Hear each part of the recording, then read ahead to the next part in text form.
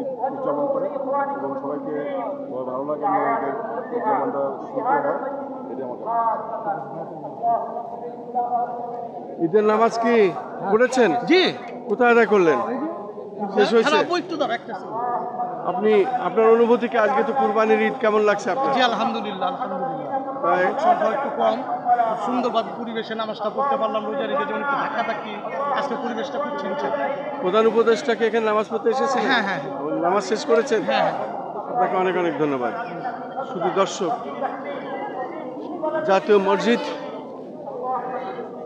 বাইতুল মুকাররমে ঈদের জামাত হয় একাধিকটা, এবং জাতীয় ঈদগাহ, বিশেষ করে আজকে জাতীয় ঈদগাহ, হাইকোর্ট ময়দান, এইমাত্র ঈদের নামাজ এখানে শেষ হলো। আমরা দেখতে পাচ্ছি ঈদের জামাত শেষ হয়েছে।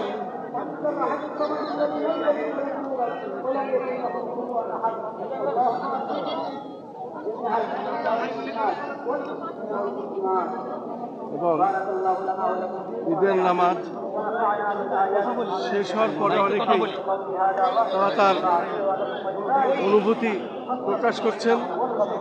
ঈদের নামাজ জাতীয় ঈদগাহে ঈদের নামাজ শেষ হয়েছে। কুরবানি যেমন ইবাদত, পরিষ্কার পরিচ্ছন্নতা পবিত্রতা এটাও ইবাদত। কুরবানির ইবাদত পালন করতে গিয়ে ঘর বাড়ি রাস্তাঘাট গ্যারেজগুলো যদি আমরা অপরিষ্কার করে রাখি, অপরিচ্ছন্ন করে রাখি, তাহলে এটা অন্যায় হবে। কারণ পরিষ্কার পরিচ্ছন্নতা পবিত্রতা ঈমানের অঙ্গ। কুরবানি যেমন ঈমানের অঙ্গ, পবিত্র পরিচ্ছন্নতা এবং পবিত্রতা ঈমানের অঙ্গ। এটা খুব আমরা খেয়াল রাখি। সেটা ধারণ করছি এবং দেখে যাচ্ছি।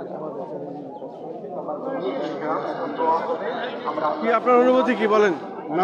নামাজ কোথায় শেষ করলেন? নামাজ ইনশাআল্লাহ নামাজ শেষ করলাম। আজকে আপনারা জানেন যে ঈদুল আজহা, ত্যাগ এবং ত্যাগের মহিমায় উদ্ভাসিত এই ঈদ। আজকে সবাইকে ঈদের শুভেচ্ছা জানাচ্ছি, কিন্তু আসলে আপনারা জানেন যে আমরা ঘুম নিয়ে কাজ করি। এই ঈদের কয়দিন আগে, অর্থাৎ 3 দিন আগেই ঘুমের দ্বিতীয়